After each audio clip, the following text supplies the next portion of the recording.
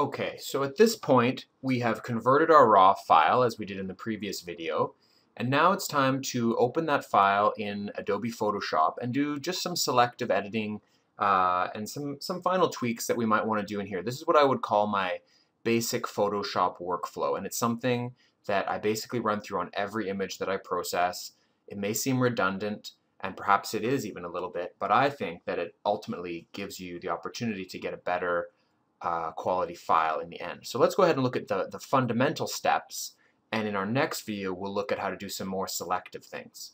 So we'll go ahead and open up our file that we were working on in our raw workflow again. So I'll double click the empty space, and there's our little masked flower piercer. We'll click on him, and there he is.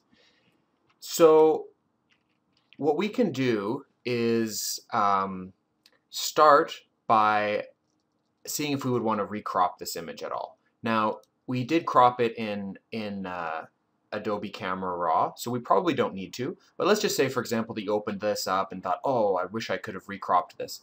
The way we would do that here is click on the crop tool over here from the toolbar.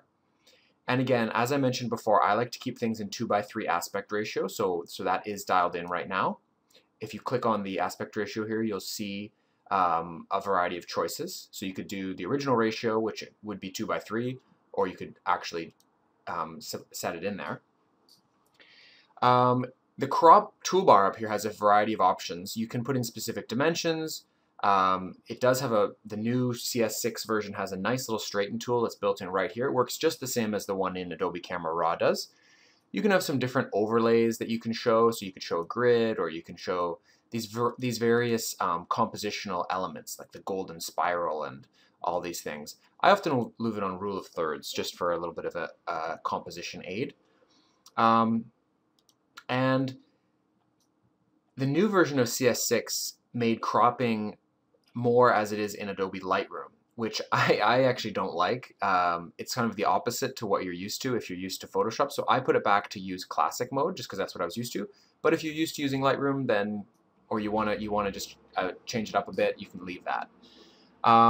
Now, a choice you have to make is the new cropping allows you to crop the image and yet still retain the pixels. So if you ever did want to go back and recrop the image, you could. Personally, I don't do that. My image editing is I make my choices, I process the images up as best they can, and then that's how they stay. But if you wanted to, you could actually uncheck this box, and you would still have the ability to go back and recrop the image that would include any of the adjustments that you make. So it works the same as it would in ACR. Once you have your crop box out, you would just you pinch it in how you wanted it, hit enter, and that would crop it. But in this case, we've already cropped it, so I'm just going to say cancel. Okay, so the first thing we want to do is adjust our levels. Levels is a really good adjustment. Some people like to use curves. I personally like to use levels. And the way we do that is we come up to Image, Adjust, Levels. And we'll see this little dialog box come up here. And it shows us basically the histogram. We've got our black point over here, our white point over here, and our midtones. And much like in our Camera Raw processing, I can hold down the Alt key and start to pinch in my white point until I see some data being clipped. And that gives me an idea of where my kind of limits are. So here I can see just a few bits around 242 getting clipped. And I can preview that and see, does that make it look better? I think it might. Kind of brings out some of the highlights a little bit. Maybe brightens up the image a little bit. Then I could go and check in on the black point. So again, I can hold down the Alt key, and I can see that actually right at 0, there's a few little bits of his tail that are getting blown out, and if I keep pinching it in, we'll see more. The black point is generally less of a concern in an image. You don't really notice like you do with blown highlights if some blacks are a little bit clipped. So it's a good one to play with and see if you want to pinch in the black point, making the darkest parts of the image that little bit darker and defining what is truly black. So I might just pinch it in one point there. And then the really one that you're going to use a lot more is the midtones. Now, this is going to make the midtones either lighter or darker. So if we move the slider to the right, we're going to see that the midtones get darker, as you can notice happening here. And if I go ahead and move them back past 0 to the left, you'll see that the midtones look lighter. The image starts to look washed out. So it depends on the image, what you're going to have to do, which way to go. But I find that often I wind up darkening the midtones a little bit. And it just depends on an image by image basis. But here we can preview our changes. We made things a little brighter and maybe just a tiny bit more contrasty. And then we'll go ahead and say OK. Now this image doesn't have any trouble highlights or shadows, but sometimes you do have images that need the shadows and highlights toned down. And to do that, we could use our shadows and highlights control here.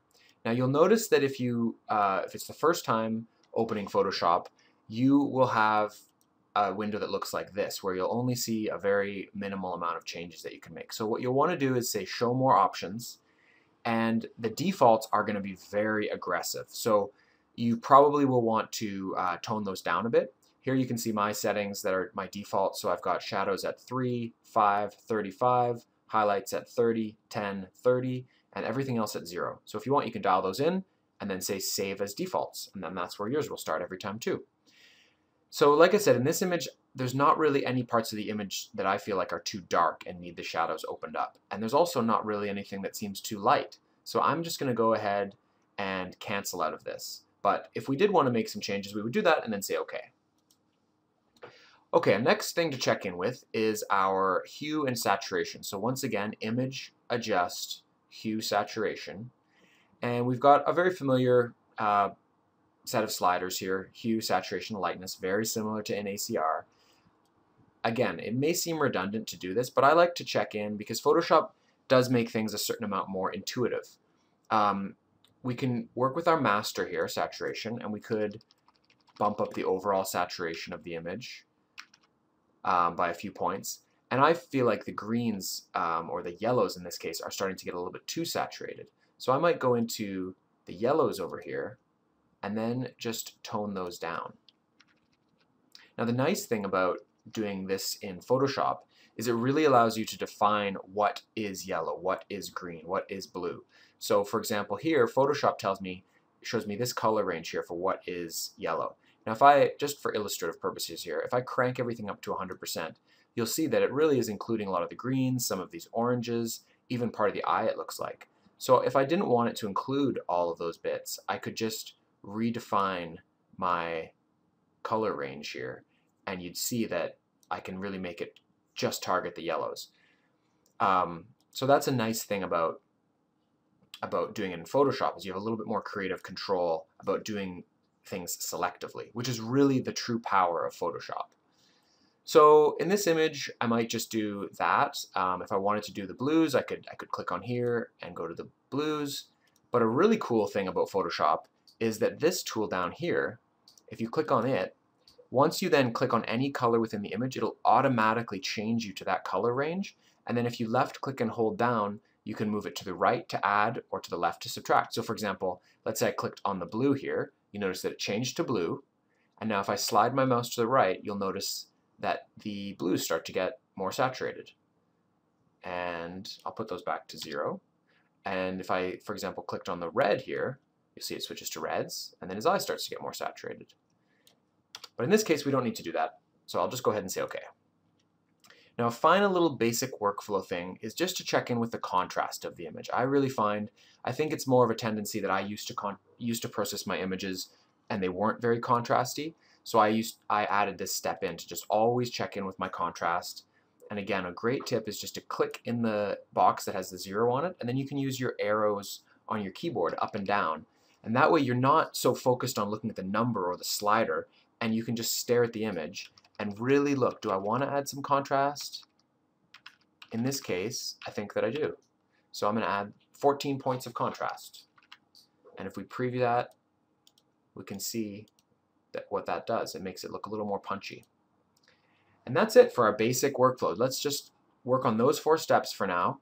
And in the next video, we're going to look at how to do some things selectively, like selecting the background and reducing the noise on just the background.